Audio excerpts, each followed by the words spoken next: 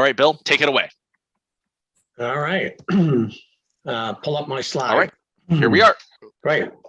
All right. Well, welcome to another webinar with Dr. Laffer today. And I think this is probably timely with where the economy is, et cetera.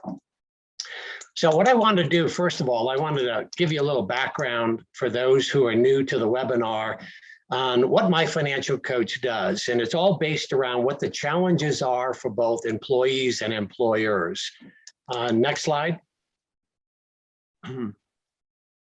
So when you take a look at some of the key employees you have within your organization, and this goes for even individuals that work for organization, the problem is that the complexity of employee benefits today, when you have things like deferred comp, long-term incentive plans, insurance, 401ks, other types of retirement strategies, people are just too busy to really fully understand how they get coordinated. In fact, they're not all on the same platform. Many times you have to go to one platform to look at your deferred comp, one to look at your medical insurance and other benefits, one to look at your retirement. So what we hope to do is to consolidate that. So today, employees reach out to their quote unquote advisors, people who might be managing money for them or selling insurance. And these people really don't have an in-depth understanding of how all of these corporate benefits work and how people can utilize them in concert with their own personal assets. And they don't have the bandwidth to do it. And quite honestly, the financial incentive to work in an unbiased atmosphere. We at My Financial Coach are unbiased and unconflicted in the sense that our CFPs don't sell any products or services. Next slide. So when you think about total rewards for an individual, you can see the complexity that one has within their own program. They have their core benefits, but they've got, if they're a key employee within a company, they've got a lot of moving parts, and coordinating those and maximizing the benefits is really key. Next slide, please. So data shows up to 80% of companies report their employees do not open or read benefit materials. And again, we don't find that surprising when you take a look at executives or business owners who have a lot of other things to do. In fact, I saw a statistic the other day where 93% of people on re-enrollment for medical insurance just select what they picked the previous year. And that doesn't surprise me either, because they just don't have the time to focus on all of these benefits. And if you think about that for a second, they say, well, it worked last year, I'll take it this year, without going back and looking at their medical history, looking at their utilization, maybe looking at a health savings account, et cetera. Plus, many benefit plans involve complex rules, so people might not fully understand what benefits are being provided. I remember a number of years ago, an HR director at a high-tech company told me that she had a senior executive, engineer, PhD in computer science, let over $1 million of in-the-money stock options lapse. And when she went to him and said, why did you let all of those options in the money lapse? He said, I didn't have the funds in order to exercise those shares. She said, why didn't you think about a cashless exercise? He said, I don't know what that means. So even the most sophisticated people high in the organization really don't have their arms. This is not their day job around these benefits. And finally, there's no one single source where everything is in real time on a platform, where you can coordinate your 401k, your deferred comp, your stock programs, all with your personal assets. Next slide. So the challenge for the employer. Next slide. So mid-sized employers don't have cost-effective financial wellness solutions for executives or highly compensated employees. Currently, programs are really too costly. Now, we at My Financial Coach have taken technology along with working with individuals virtually and able to bring those price points down substantially. So this is really a Fortune 500 company benefit that is affordable for mid or small organizations. So we have a lot of physician practices, law firms, and even individuals who are taking advantage of this benefit because it's cost effective. Next slide. So when you take a look at the pandemic and the financial stress and the impact on the bottom line of organizations, studies say that 45% say finances have been a distraction at work. Obviously, that impacts productivity. 72% would be attracted to another company that cares more about their financial well-being than their current employer. Again, that's going to have an impact on retention in an organization. And 57% avoided having medical issues addressed due to the cost. Again, it has an impact on cost. So productivity in itself, you can make your people a lot more productive and get the value out of those employer-sponsored benefits by communicating and educating your key employees and showing them how to use their programs along with their own personal assets. Next slide. So when you think about financial planning, many people say to us initially, hey, I already have a financial planner over at a big brokerage house. And those people do financial planning in the sense where they do planning about 15% of the time, and then they jump into investment management or other solutions like insurance, et cetera. They don't take the time, as you can see on the right side, to hit all of the elements of financial planning. Our CFPs start with cash flow and budgeting and go through all of the aspects of planning. So they get a true financial plan, and then they have the ability to go back on the left side and work with their other advisors. So they have transparency, they have unbiased advice, and unconflicted advice. Next slide. So we've consolidated everything on one single platform. So on your iPhone, iPad, or computer, in a very secured atmosphere, you can look at your entire net worth in real time.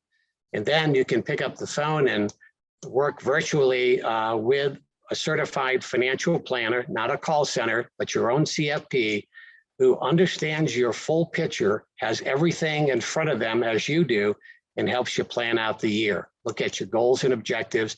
And again, you have the ability to work with your current advisors, or we have a number of subject matter experts who have really brought a lot of value to our clients this year. We have sought out people in legal, investments, insurance, and other strategies to help our people maximize the value of their assets today. And we're going to hear from a couple of our subject matter experts today. Next slide. So there's a little overview of my financial coach. I would encourage you to go on the website, go through My Financial Coach University, get a good idea of some of the subject matter experts that we're using, but more importantly, get a good understanding of the process. So with that, I'm going to lead in today and talk about a couple subjects through our subject matter experts. See, the process that we go through at My Financial Coach is really to do comprehensive financial planning, as I've just described.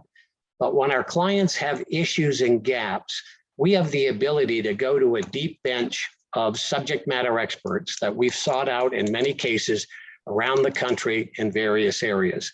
So today we're going to hear from two. The first subject matter expert is Kevin Richards, who's the CEO of KNR Consulting and Wealth Management.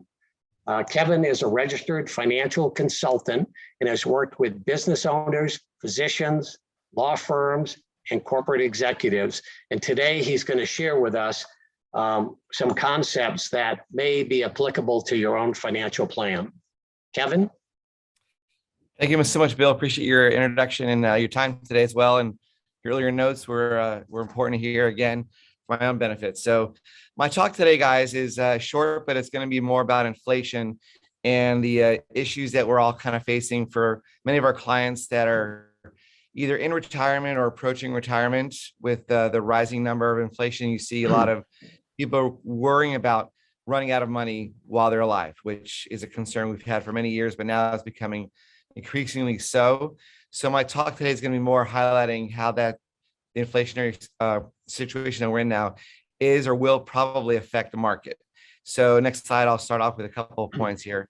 This is the first slide that shows historically how the stock market has performed during different inflationary benchmarks or measurements.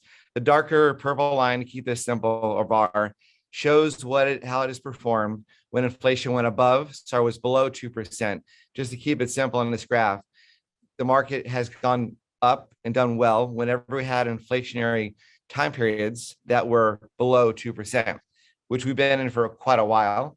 And the lighter purple bar is showing how the market has performed when inflation goes above 2%. It's pretty easy to see, nothing to get more elaborate, but just giving you a visual of what the historical numbers have been in regards to how the stock market has performed during different inflation measurements. Next slide, please.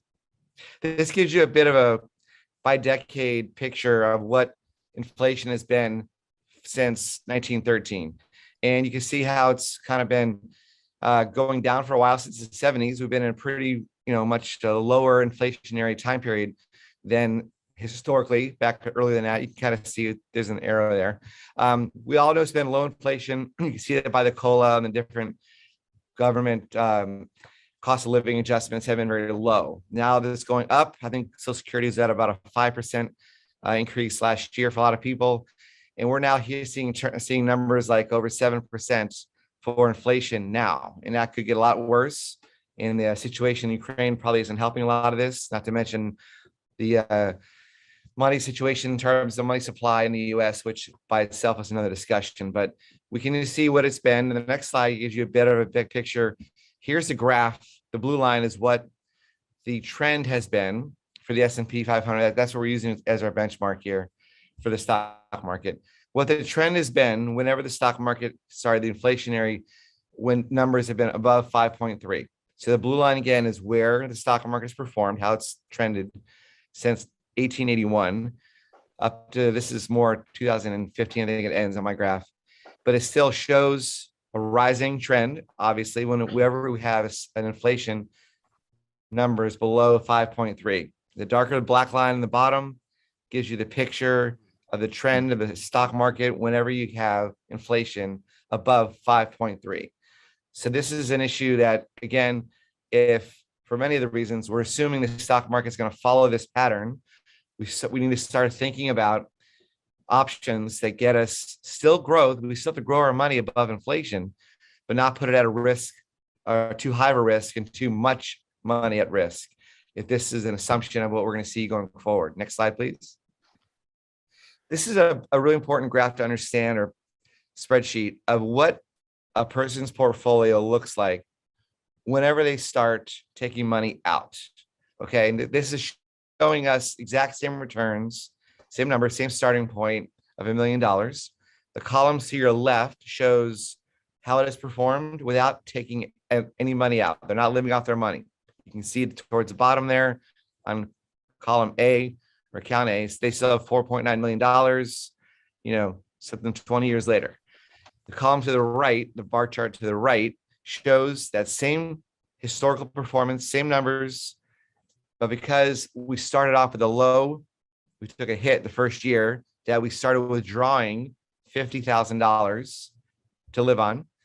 This is a good example for an IRA. A lot of folks have $1 million in their IRAs and they need to start withdrawing it either because they reached RMD, required minimum distribution ages, or they need to live off of it. Whatever the scenario is, when they start withdrawing money, as you can see the columns to the right, 50,000 a year again, they are out of money in what is the year 15. So this is a concern for many people who assume and want to live, or assume they're going to live for many, many years. Let's say 30 more years in retirement, which is very probable nowadays. So this is a situation that many people are going to be facing. We need to find alternatives that will protect them for a portion of their money while still beating inflation. Because again, we have to still beat inflation, or as we all know, our dollars are not purchasing the same as they were yesterday. So our next slide. This is a good alternative I like to use and recommend for a percentage of people's portfolios, especially if they're in retirement or about to reach retirement ages.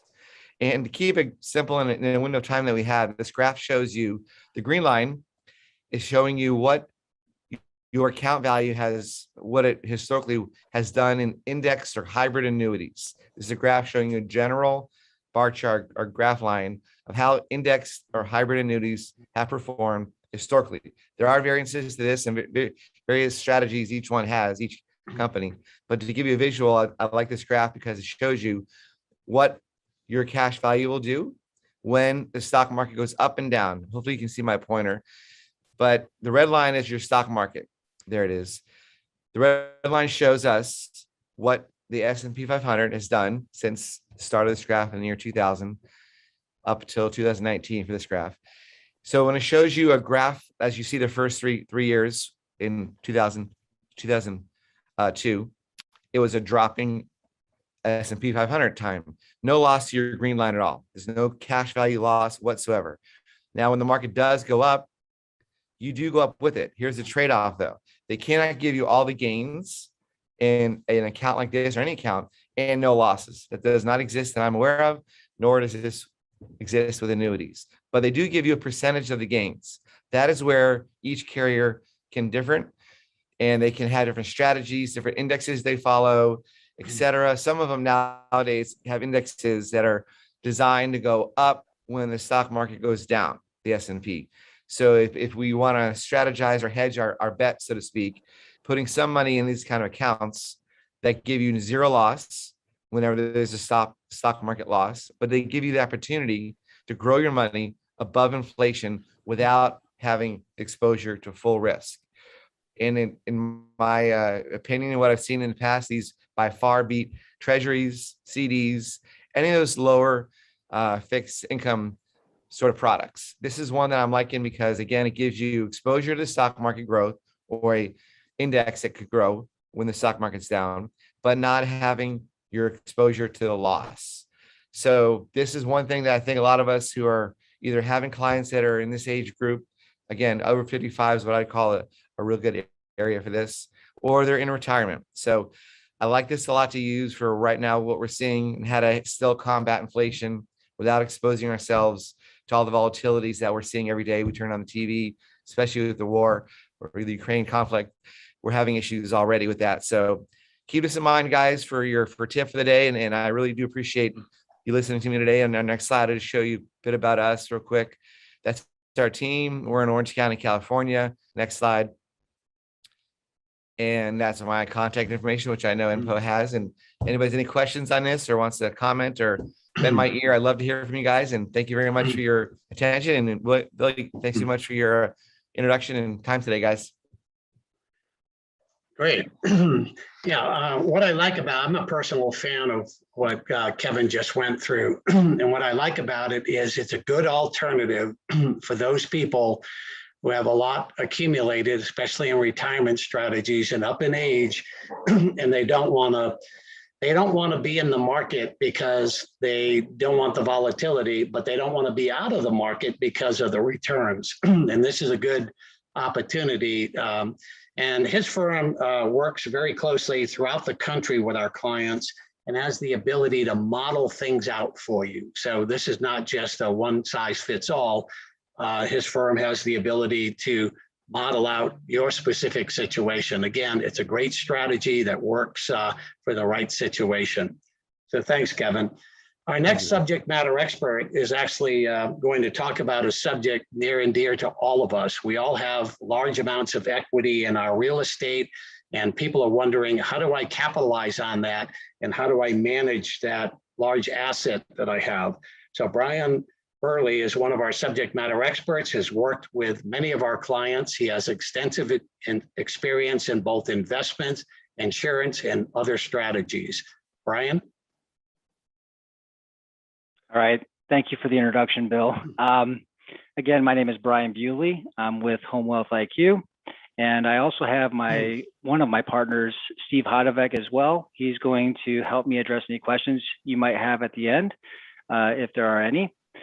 So today, what we're going to be covering is intelligently accessing and managing America's largest asset. And we're going to address some of the challenges that homeowners face, and more importantly, some of the opportunities. And we look forward to any feedback you guys have at the end. So what is the state of home wealth today? Can you go ahead and to the next slide? So I just wanted to do a quick overview and kind of quantify where the housing market is in the recent headlines. Obviously, we're well aware, all of us, that housing prices have risen substantially in the last year. But let's go ahead and put some numbers to it. If we look at the Case-Shiller index, we can see that it's about 19% up for 2021. And if we look at the nominal increase for the average homeowner across the US, it's double-digit gains across all of the country. And particularly out west, you're seeing close to six figures in terms of individual homeowner gains in their home value. And then if we look at the market overall, Zillow, and it's funny, I mean, you can go out there into the market and look at all the statistics. There's quite a bit of variance, but I'm going to go ahead and trust Zillow on this one. That $7 trillion was gained in 2021 for the US market overall. And let's go ahead to the next slide. And so, that's the current state of housing, but what has been housing, the state of housing over time and over our lifetimes. And what you can see here is that average home values have done very well against inflation. So we all know housing values have served as a great inflation hedge for homeowners. And because we're financing it with debt every month, we're increasing our equity by servicing that debt, reducing our loan balance. But that coupled with the appreciation in the market, it really has made homes serve as an excellent source of wealth accumulation. And it's kind of served as a forced savings plan for homeowners and our customers. And then the reason why I use this particular chart and included the median household income is because the bottom line is that median household income has not kept up with household values. And the only thing that has mitigated the impact of that is the fact that we've been in a declining interest rate environment over the vast majority of the time frame covered here. So while housing expenses may not be consuming an ever greater share of our expenses or our budget, it is comprising an ever greater share of the homeowner or household wealth. Can we go to the next slide? All right. So, you might say it's actually a disproportionate amount of the net worth. And that's why we put these two charts here, because if you, oh, sorry, let me go back here. The unintended consequence of this appreciation and homeowners having, ever declining interest rates is that we've had a concentration of this wealth, this illiquid wealth, and it results in homeowners being house rich, but ultimately cash poor in many cases. And if you ask a homeowner about their net worth, what are they often going to cite to you? They're going to talk about their retirement accounts, they're going to talk about their brokerage accounts, and they're going to talk about savings. Okay, they're going to look at financial assets primarily, and they're not going to include their home equity in that pie chart. But the moment that you do include that home equity in the pie chart, what is ultimately revealed is that you have an over-concentrated position in home equity. It's an illiquid asset, and they really are under-diversified. So we really want to kind of shift the conversation towards a total, household wealth concept to include these non-financial assets that comprise such a large component of our wealth. But how can we include the house in what we would call manageable wealth? Because for the most part, if we're talking about managing household wealth, what is the traditional way that homeowners gain access to that wealth? And it's through debt, or you might call it equity repositioning, where we're going to take this highly concentrated asset and we're going to take on debt to go ahead and extract some of that equity and reposition it, invest it, what have you. But if you can go to the next slide for me, please. And so what are we going to do when we're going to take on that debt? It's going to be, a first mortgage, or we're going to do a cash out refi. We're going to do a second mortgage or a home equity loan. I see that I mislabeled that. I meant to put a home equity line of credit in the middle column. And then also reverse mortgage. So we're going to look at all of these debt products as potential solutions for accessing our home wealth. But the primary issue with this is that the homeowner, they may be unable to access these debt products at a given time. So reverse mortgages, obviously they're age dependent. The the traditional mortgage first and second and HELOC, they're all subject to qualifying and your ability to repay. So depending on where you're at in the life cycle of homeownership, you might be near retirement or in retirement and not able to refi. So there's also that, you know, I just may be unable. But then if you go to the other side of it and say, well, what if I'm able, but I'm unwilling? On the other side of this, and that is I may be unwilling to incur interest. I may be unwilling to burden my cash flow by increasing my debt if I was doing a cash out. The other aspect of this, especially in a rising interest rate environment right now, well, I shouldn't say rising, but at least mortgage rates are coming up. I may be unwilling to pay off existing low cost debt with a higher cost debt. And that's especially the case with the reverse mortgage. And the reverse mortgage, you're definitely replacing a lower cost debt with a higher cost debt, not to mention the fact that you're negatively amortizing it.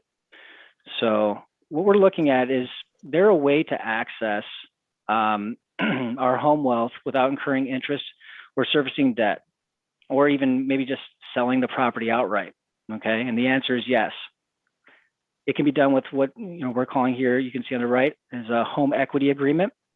Homeowners can monetize a portion of their home equity now, and it can be done by exchanging a portion of their current home value and future appreciation, if any, for a tax-deferred lump sum today. So you can see here, we're checking all the boxes. We still have the benefits of debt in terms of not creating a taxable event, but we also have the added benefit of no interest and no monthly payment. And all of this can be done while maintaining the rights and privileges of home ownership. Next slide, please. So what I want to, oh, wow, that really didn't render properly. Apologize for that. So what we're trying to accomplish today, guys, is, we want to bring a greater awareness to this new reality because, for the most part, it's been viewed as a non-financial asset. And what we're finding now is that there's institutional interest in single-family residential as an investment.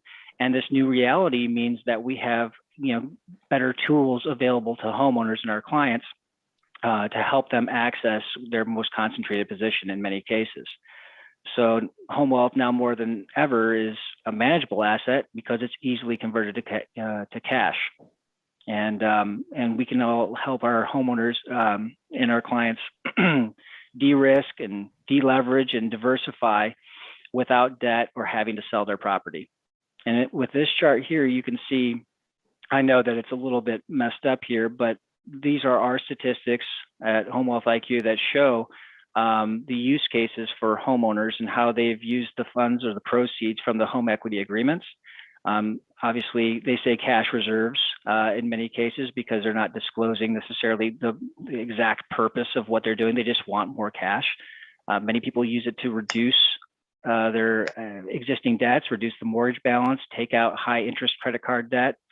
And in many cases, people are looking to invest and diversify as well.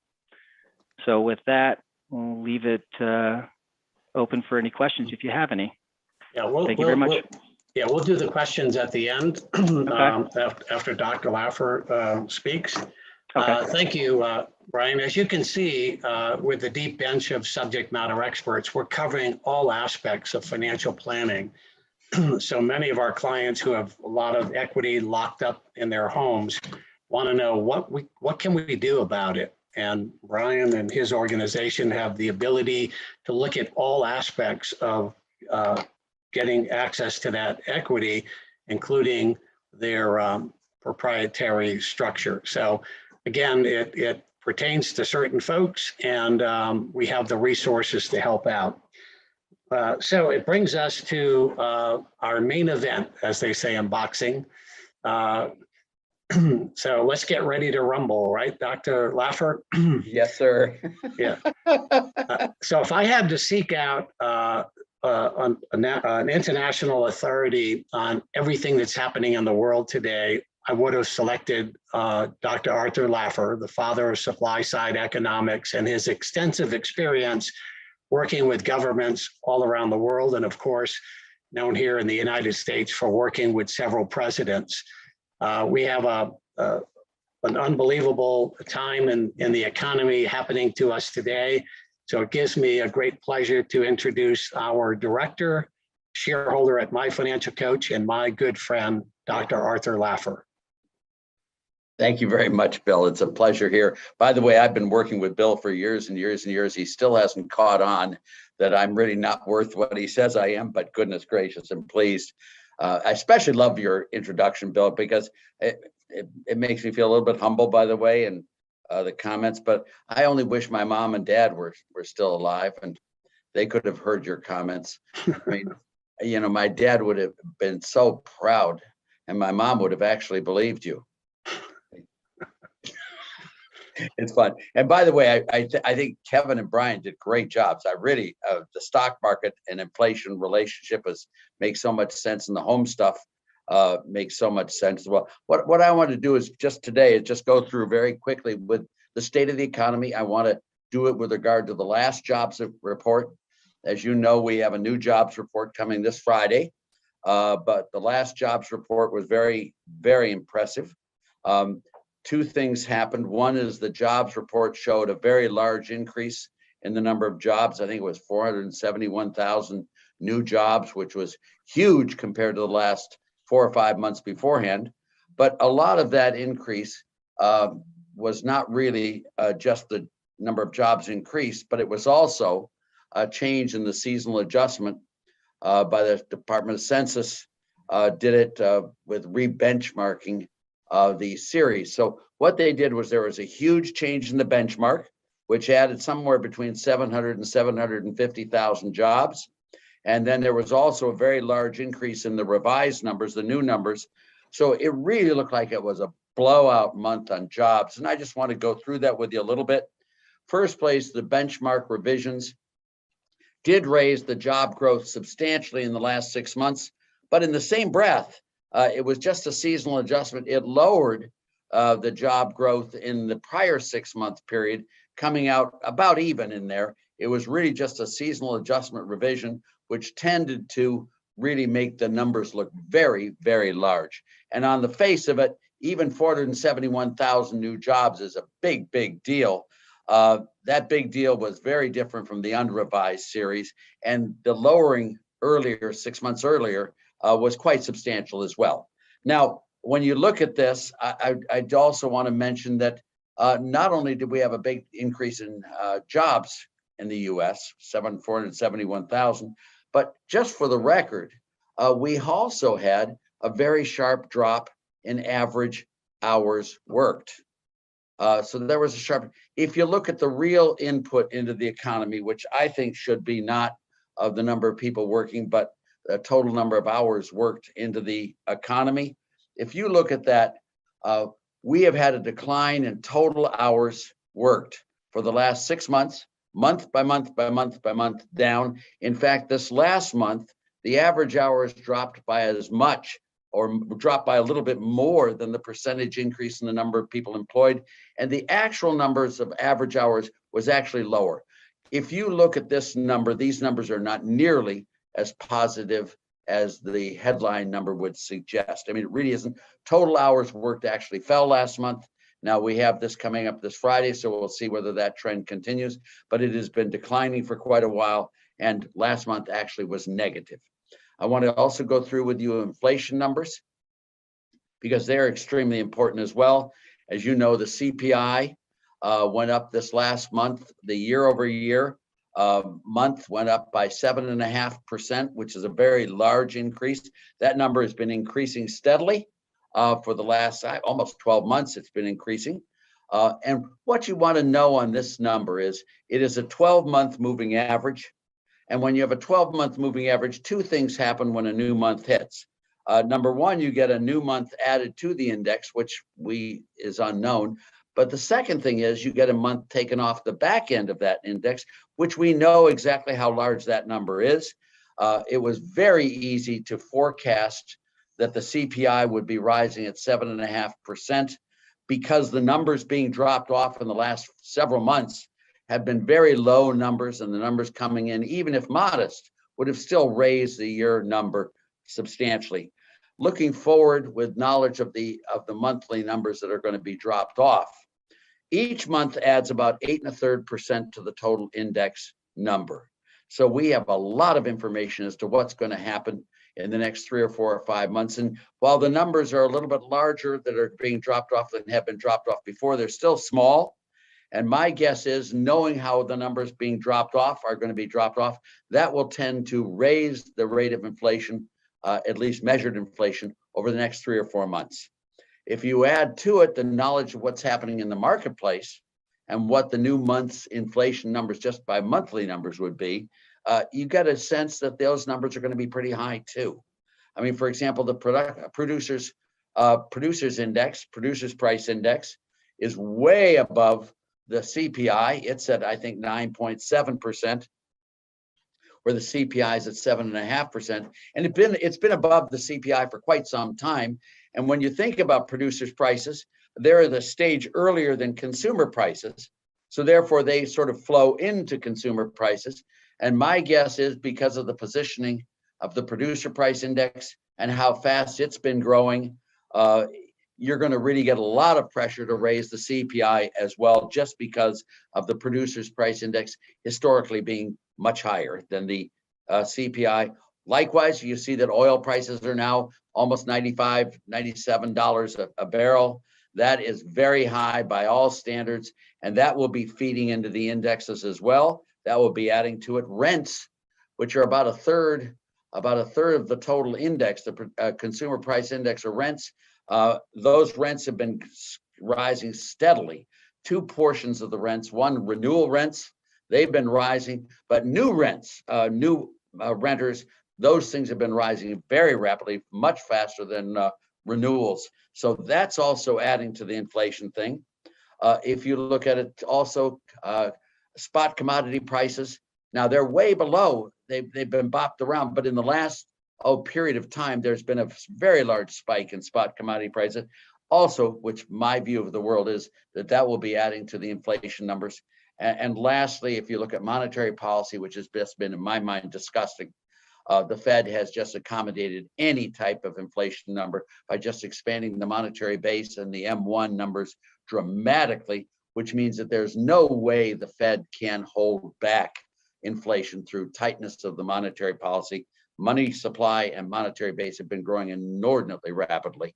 The way we stopped inflation in 1981, taking you back to the Reagan years, when we took office on January 20th, 1981, the prime interest rate in the United States was, I think, 21.5%.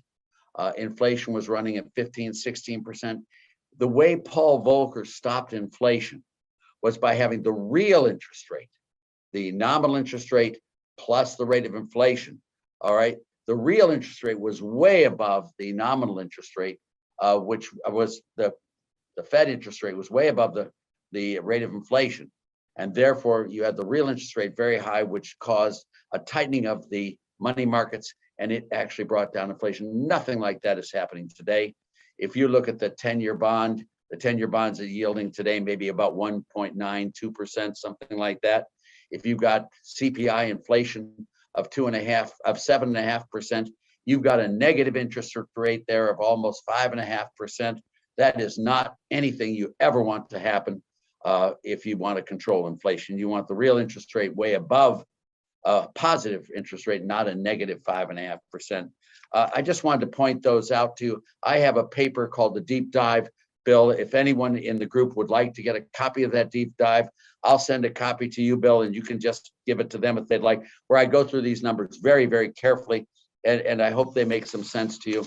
The last thing I want to just talk about, instead of just the jobs market and also the inflation, is I want to look at sort of the broader picture of the world. Last time on this webinar, I talked about running Reagan backwards, and I want to go on that a little bit with you as well. Ukraine, I think, has turned out to be a very big disappointment to Putin. I think he was expecting a much easier time, and he's found it a very bad time. I think he thought the place would dissolve. It did not. The response by the world has been very negative, and I think Russia has suffered enormously in the last 5 days. That doesn't mean it's going to stay that way, but it surely looks like a very bad move on the part of Putin's, and the world at large is coalescing and really coming down hard on Putin. And I think Ukraine may be well like Russia and Afghanistan, or like US and Afghanistan, or much like US and Vietnam. Bill, as you know, you served honorably in Vietnam, 68, 69. I was over there. I visited Vietnam in 1970. I was with the White House then. Vietnam was a huge, huge lodestone around the neck of America, as was Afghanistan. And it was Afghanistan for Russia as well. I could go on. But when I look at Ukraine, when I look at Afghanistan for the US today, it reminds me a lot of Iran, the Iran-Contra situation. And what I'm seeing in this world is a very big political swing, where that political swing, I guess 6 months ago, I was really depressed about the politics of America. Today, I'm very uplifted. Not only am I delighted that the Build Back Better did not pass, but also the poll numbers on Biden have been very negative. I think he's been a very bad president. And with this situation in Ukraine and Afghanistan and all the poll numbers, I see a new change coming in the US, much like the world around 1978, 79 with Jimmy Carter, and with the Iran hostage crisis and all the economic problems that were coming then. I think you're going to see an election change in 2022 that will be very favorable to the Republicans. I think the Republicans could well possibly, 50-50 chance they'll take the Senate. And I think there's a good chance that they have a big gain in the House. If they have that, I think you're going to see the next 2 years as really a conflict administration versus Congress. And then what you're going to see happening is a victory in 2024. My view is everything in this earth is point, counterpoint, thesis, antithesis. If you look at the concept of tall, you need people like me who are short to make tall make any sense. If you look at slim, you need people like me who are fat to make slim make any sense. All of this world is point and counterpoint. To have bad, you need good. To have God, you need the devil. I asked myself, whoever would Sherlock Holmes had been, had it not been for the evil genius of Professor Moriarty. Moriarty made Holmes the super sleuth he was. And in that same breath, I'm going to tell you from my experience that if Ronald Reagan had won in 1976, you would have not seen the Ronald Reagan that you actually saw. In 1976, Ronald Reagan would have been a very much different president and not nearly as good a president. It took Jimmy Carter to create Ronald Reagan. And if I may say, this is just me talking here, in the same sense that it took Jimmy Carter to create Ronald Reagan, you cannot believe the great president who is going to follow on the heels of Joe Biden. I am extremely optimistic about the long run position of the US. I'm extremely optimistic about the change in economic policies. We have a long way to go to undo the damages done by the government spending, and especially the infrastructure bill, the Build Back Better, the COVID relief bills are just outrageous. But we have a long way to go to undo that, but we have a lot of time to do that. And with the damage done to Russia, with the warning that damage done is the warning to China not to mess with Taiwan, the warning that goes with Cuba and with Venezuela and Iran as well, that I think the US is poised. It'll take 4 or 5 years, but is poised to have one of the greatest periods in US history of expansion. And I'm 81 years old, and I just hope to God, Bill, I live long enough to witness all of this and the next 4 administrations after that. Thanks. You will. Thank you, guys. So Impo's got a number of questions, but one question I had was, we have the State of the Union tomorrow, and on Wednesday you're with Kudlow, Steve Forbes, and others to debrief kind of the State of the Union. What do you anticipate is going to be in that State of the Union? Well, I would anticipate that President Biden will try to take credit for all the things he can, and credit, and you know the things he said that he's done. A couple of things he has done that he did very well. The medical transparency He did not reverse President Trump's executive order. In fact, he put it through his own executive order for medical transparency, which I think is just one of the biggest home runs you can imagine. And by the way, I have a long paper on that. If any of your viewers would like that, Bill, I'd be more than happy to share that with them.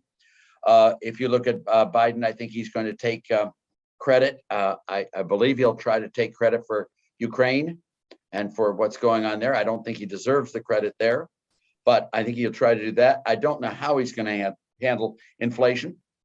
He's going to be an inflation denier. I think it's it's the supply chain, it's big businesses, it's going to be all of this stuff. None of that really makes sense in this world, that they have not caused the inflation. But I think he's going to try to say that. And I think it's going to be I don't think he's going to change his positions on anything else. He wants the big Build Back Better, as if more government spending would stop inflation. What he's not done is he's not accepted responsibility for keeping people out of the labor force. The participation rate in the US has dropped dramatically because of all of this welfare spending, because of all of these transfer payments. That people don't need to work, they're not working, and that has really caused the average hours to decline. It's caused the participation rates to decline, and I don't think he's going to take any notice of that. All he's going to talk about is the unemployment rate, which is a non-issue today.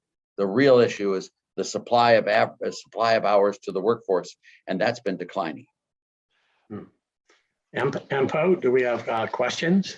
All right. Hey, Dr. Laffer, it's good to have you on again. Thank you, Empo. I have a few different questions that our audience has shared with us. So going on the same line of the Ukrainian crisis right now, recently over the weekend, the EU has moved to ban Russia from the SWIFT payment system. And now there is a focus on the United States, perhaps following suit. If the West does impose essentially locking Russia out of the SWIFT payment system, do you feel like there would be wider economic impacts around the world as well as the United States? Yes, very definitely they would be. You know, I'm really not wholly on board with embargoing all these things. Do remember, when you do sanctions and embargoes and all of that stuff, it hurts you too. You know, for example, the reason why they've exempted oil from the sanctions policies is because the West is afraid that if they put sanctions on oil, the price of oil will go through the ceiling, and that would hurt us. Well, all sanctions hurt us as well as Russia. And these policies, I think Russia's falling under its own weight. Everything I've heard on the news and everything I've heard in private is that the Russian troops are not up to fighting in Ukraine. They can't handle it. They're losing a lot of major hardware. They have not disrupted the West. The West has become, if anything, more united against Russia, and that Russia is in a desperate, desperate situation. What I worry about is how do we get Putin to stop the war and to pull back?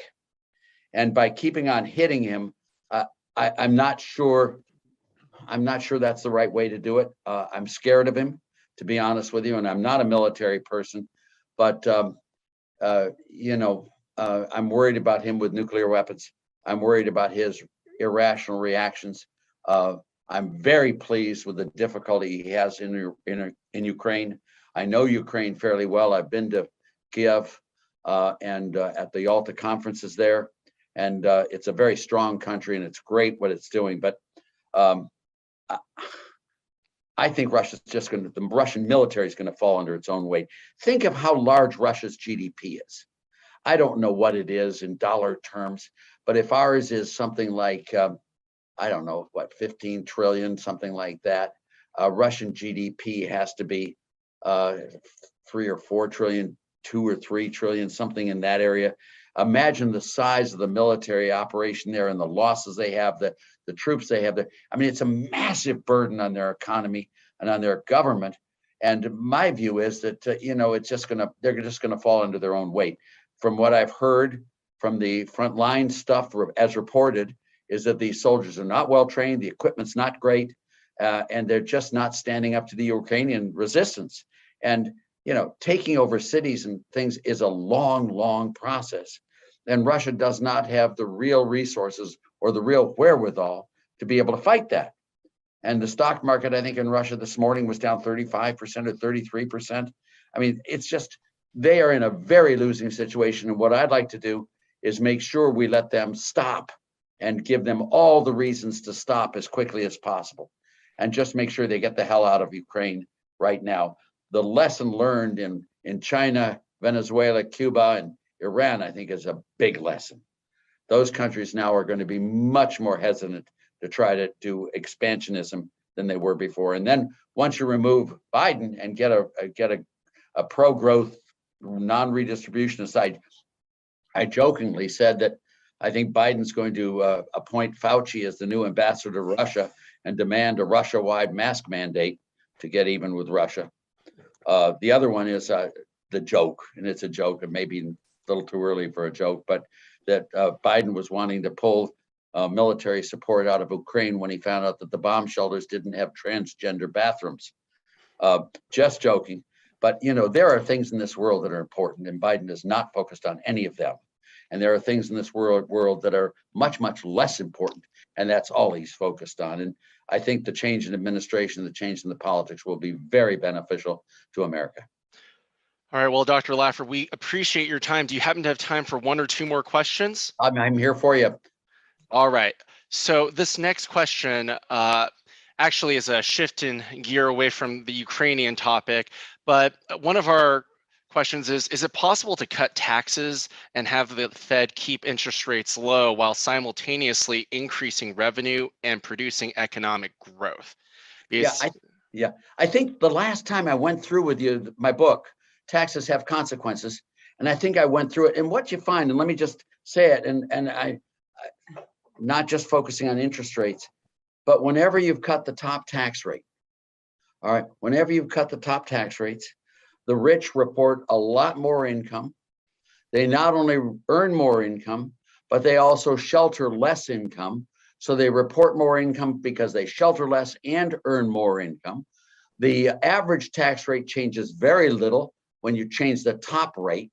Now, the top rate determines how much you shelter and how much you earn, but the top rate does not determine your average rate. So when you cut tax rates, the rich report a lot more income, they earn a lot more income, and they shelter a lot less income, and they pay a lot more in taxes. That happens every single time. When they raise rates, when they lower rates also, the economy booms. And when they lower rates, what you also see is that unemployment rates drop, number of jobs, man hours increases, and the biggest benefit from lowering rates goes to the poor, the minorities, the disenfranchised, the lowest incomes. Average wages of the lowest decile go up very nicely during that. Now, the exact opposite occurs when you raise rates. When you raise tax rates on the rich, which is what Biden has been trying, and Bernie Sanders and Elizabeth Warren and all the wonderful people, AOC and all that group, they want to raise. Whenever you raise rates, the rich earn less, they shelter more, tax revenues go down substantially, and the economy goes into the doldrums, and the really damaged people primarily are the poor and the minorities and disenfranchised. It has happened throughout the from 1913 to the present, which is a 109-year history of the U.S. income tax. It's like clockwork. It just fits. And I think I put those charts on the screen last time, and it's really true. And we can raise revenues by going to a flat tax. You want to lower the highest rates, raise the lowest rates, and make a broad-based flat tax. And if you did that, Empo, we could generate huge amounts of revenues and reduce that ridiculous deficits and that horrible spending that they've done for the last 7 years or 5 years or so. We could do that, and we could create an enormously prosperous country. And frankly, I hope that's where we go. The Fed is not in line with controlling inflation, as you know. I mean, raising the discount rate 0.5%. My God. I mean, 0.5% when you've got inflation running at 7.5% and you've got the interest rate at less than 1%, that's silly. I mean, if you lend money, if you buy government bonds, you're losing 5.5% per annum.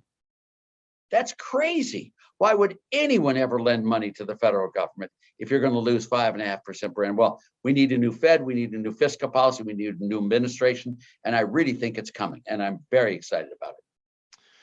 All right, well, Dr. Laffer, thank you. We're at the top of the hour. I'd like to thank you and, of course, all of our other participants for sharing their thoughts with us. I'm going to bring Bill on to give his closing thoughts. And for anyone who did not get your questions answered, please continue to send me those, and I will try to get responses to you as soon as possible.